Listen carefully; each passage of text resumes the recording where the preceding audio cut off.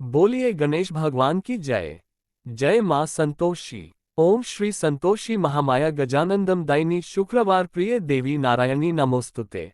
प्रिय भक्तों, आज शुक्रवार का दिन है। शुक्रवार के दिन माता महालक्ष्मी और संतोषी माता को पूजा जाता है। संतोषी मां को भगवान गणेश और रिद्धि सिद्धि की पुत्री माना जाता है। जो भी भक्त सच्ची श्रद्धा और भक्ति से संतोषी मां को पूजता है, उस पर माता विशेष कृपा बरसाती है। शुक्रवार के दिन मां के व्रत और पूजा का खास महत्व है। इस दिन देवी मां का विधिवत पूरे नियम के साथ व्रत करने पर संतोषी मां के साथ ही देवी लक्ष्मी की भी कृपा बनी रहती है। किस विधि से करें संतोषी मां का व्रत? शुक्रवार के दिन सुबह ब्रह्म मुहूर्त में उठने के बाद सबसे पहले स्नान करें और फिर लाल कपड़े पहने। घर और पूजा घर की साफ सफाई करने के बाद माता की तस्वीर को लाल कपड़े पर स्थापित करें और कलश नारियल की भी स्थापना करें। माता की पूजा में गुड़ चना के भोग का विशेष महत्व होता है। संतोषी मां की पूजा दूध, दीप, फूल, फल, चावल, रोली के साथ करें और उनको गुड़ चना का भोग चढ़ाएं और फिर आरती करें। इस दौरान व्रत करने का संकल्प लें और प्रसाद को दूसरे लोगों के बीच बांट दें। याद रहे कि प्रसाद उन्हीं लोगों को दें जो शुक्रवार के दिन खट्टी चीजों का सेवन नहीं करेंगे। पूरे दिन संतोषी माता का ध्यान करते हुए व्रत रखें और शाम के समय दिया बाती करने के बाद खाना खाएं, लेकिन खट्टी चीजों को गलती से भी खाने में शामिल न करें। इस दिन गरीबों को दान करना भी अच्छा माना जाता है। आइए सुनते हैं शुक्रवार के दिन की जाने वाली संतोषी माता व्रत कथा। एक गांव में एक बुढ़िया थी, उसके 7 बेटे थे। उनमें से 6 बेटे कमाने वाले थे, जबकि एक बेटा निकम्मा था। बुढ़िया 6 बेटों की रसोई बनाती, भोजन कराती और उनसे जो कुछ जूठन बचती वह 7वें बेटे को दे देती। एक दिन वह पत्नी से बोला, देखो मेरी माँ को मुझ पर कितना प्रेम है। पत्नी बोली, क्यों नहीं, सबका झूठा जो तुमको खिलाती है। वह बोला, ऐसा नहीं हो सकता है, मैं जब तक आंखों से न देख लूं मान नहीं सकता। पत्नी हंसकर बोली, देख लोगे तब तो मानोगे। कुछ दिन बाद त्योहार आया। घर में 7 प्रकार के भोजन और चूरमे के लड्डू बने। वह जांचने को सिर दुखने का बहाना कर पतला वस्त्र सिर पर ओढ़े रसोई घर में सो गया। वह कपड़े में से सब देखता रहा। 6 भाई भोजन करने आए। उसने देखा माँ ने उनके लिए सुंदर आसन बिछा नाना प्रकार की रसोई परोसी और आग्रह करके उन्हें जमाया। वह देखता रहा। 6 बेटे भोजन करके उठे, तब माँ ने उनकी झूठी थालियों में से लड्डुओं के टुकड़े उठाकर एक लड्डू बनाया। जूठन साफ कर बुढ़िया माँ ने उसे पुकारा, बेटा 6 भाई भोजन कर गए, अब तू ही बाकी है, उठ तू कब खाएगा। वह कहने लगा, माँ मुझे भोजन नहीं करना, मैं अब परदेश जा रहा हूँ। माँ ने कहा, कल जाता हो तो आज चला जा। वह बोला, हाँ आज ही जा रहा हूँ। ये कहकर वह घर से निकल गया। चलते समय पत्नी की याद आ गई। वह गौशाला में कंडे उपले थाप रही थी।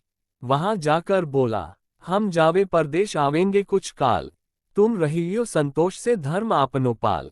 वह बोली, जाओ पिया आनंद से हमारो सोच हटाया, राम भरोसे हम रहे ईश्वर तुम्हें सहाय।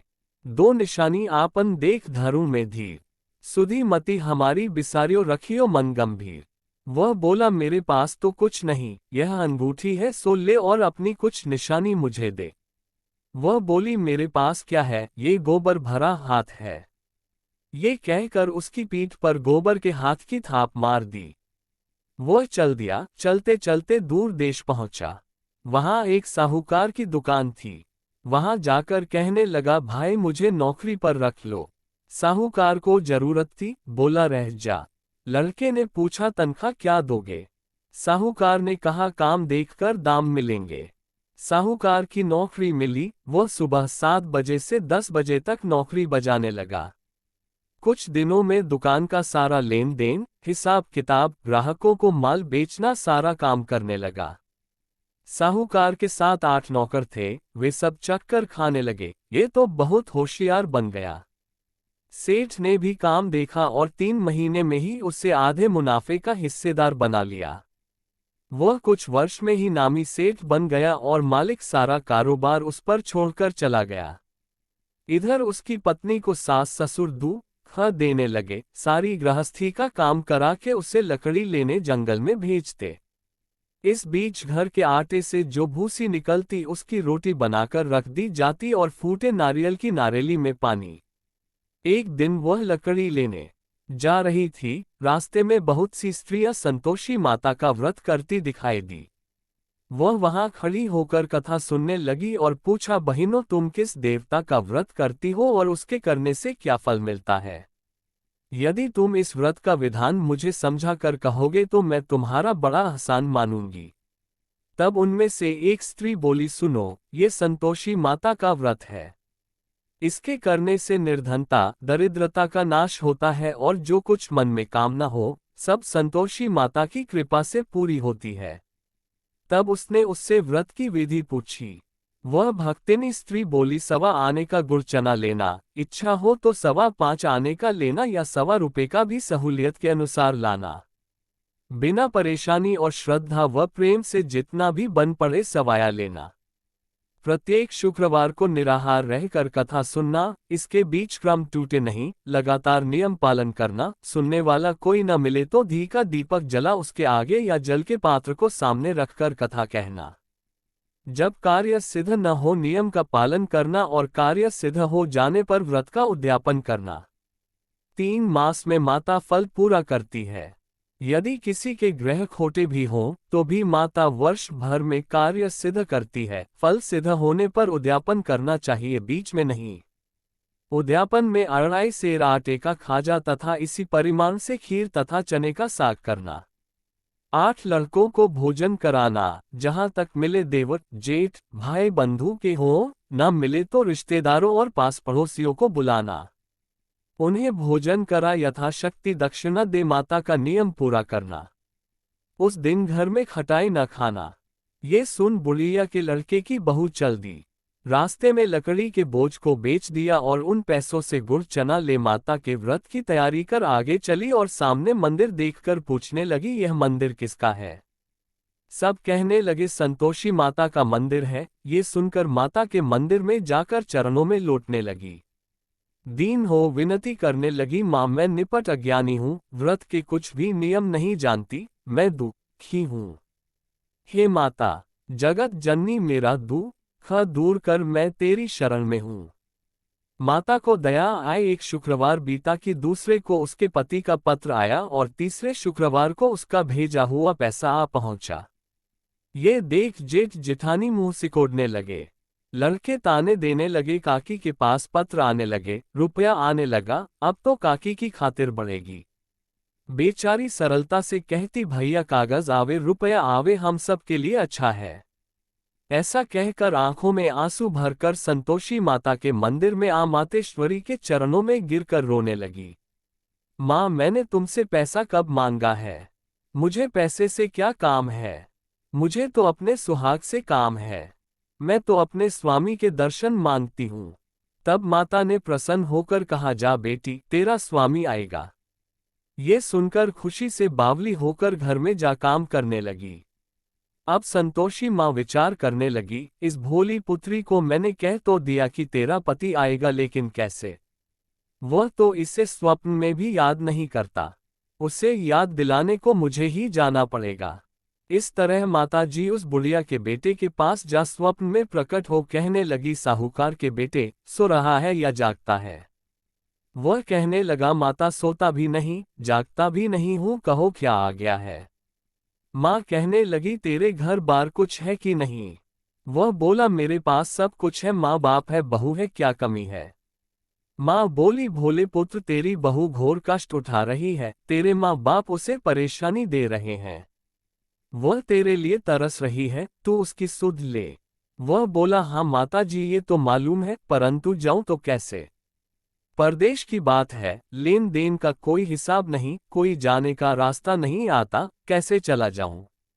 माँ कहने लगी, मेरी बात मान, सवेरे नहा धोकर संतोषी माता का नाम ले, घी का दीपक जला दंडवत कर दुकान पर जा बैठ। देखते देखते सारा लेन देन चुक जाएगा, जमा का माल बिक जाएगा, सांझ होते होते धन का भारी ढेर लग जाएगा। अब बूढ़े की बात मानकर वह नहा धोकर संतोषी माता को दंडवत धीका दीपक जला दुकान पर जा बैठा। थोड़ी देर में देने वाले रुपया लाने लगे, लेने वाले हिसाब लेने लगे। कोठे में भरे सामान के खरीददार नकद दाम दे सौदा करने लगे। शाम तक धन का भारी ढेर लग गया। मन में माता का नाम ले चमत्कार देख प्रसन्न हो घर ले जाने के वास्ते गहना कपड़ा सामान खरीदने लगा। यहाँ काम से निपट तुरंत घर को रवाना हुआ। उधर उसकी पत्नी जंगल में लकड़ी लेने जाती है। लौटते वक्त माताजी के मंदिर में विश्राम करती। वह तो उसके प्रतिदिन रुकने का जो स्थान ठहरा। धूल उड़ती देख वह माता से पूछती है, हे माता, ये धूल कैसे उड़ रही है? माता कहती है, हे पुत्री, तेरा पति आ रहा है। अब तू ऐसा कर, लकड़ियों के 3 बोझ बना ले, एक नदी के किनारे रख और दूसरा मेरे मंदिर पर व तीसरा अपने सिर पर। तेरे पति को लकड़ियों का गट्ठर देख मोह पैदा होगा, वह यहाँ रुकेगा, नाश्ता पानी खाकर माँ से मिलने जाएगा। तब तू लकड़ियों का बोझ उठाकर जाना और चौक में गट्ठर डालकर जोर से आवाज लगाना, लो सासू जी, लकड़ियों का गट्ठर लो, भूसी की रोटी दो, नारियल के खेपड़े में पानी दो, आज मेहमान कौन आया है। माताजी से बहुत अच्छा कहकर वह प्रसन्न मन से लकड़ियों के 3 गट्ठर बनाए। एक नदी के किनारे पर और एक माताजी के मंदिर पर रखा। इतने में मुसाफिर आ पहुंचा। सूखी लकड़ी देख उसकी इच्छा उत्पन्न हुई कि हम यहीं पर विश्राम करें और भोजन बनाकर खा पीकर गांव जाएं। इसी तरह रुककर भोजन बना, विश्राम करके गांव को गया। सबसे प्रेम से मिला। उसी समय सिर पर लकड़ी का गट्ठर लिए वह उतावली सी आती है। लकड़ियों का भारी बोझ आंगन में डालकर जोर से 3 आवाज देती है, लो सासू जी, लकड़ियों का गट्ठर लो, भूसी की रोटी दो, आज मेहमान कौन आया है। ये सुनकर उसकी सास बाहर आकर अपने दिए हुए कष्टों को भुलाने हेतु कहती है, बहू ऐसा क्यों कहती है, तेरा मालिक ही तो आया है। आ बैठ, मीठा भात खा, भोजन कर, कपड़े गहने पहन। उसकी आवाज सुन उसका पति बाहर आता है। अंगूठी देख व्याकुल हो जाता है। माँ से पूछता है, माँ ये कौन है। माँ बोली, बेटा ये तेरी बहू है। जब से तू गया है तब से सारे गांव में भटकती फिरती है। घर का काम काज कुछ करती नहीं, 4 पहर आकर खा जाती है। वह बोला, ठीक है माँ, मैंने इससे भी देखा और तुम्हें भी, अब दूसरे घर की ताली दो, उसमें रहूंगा।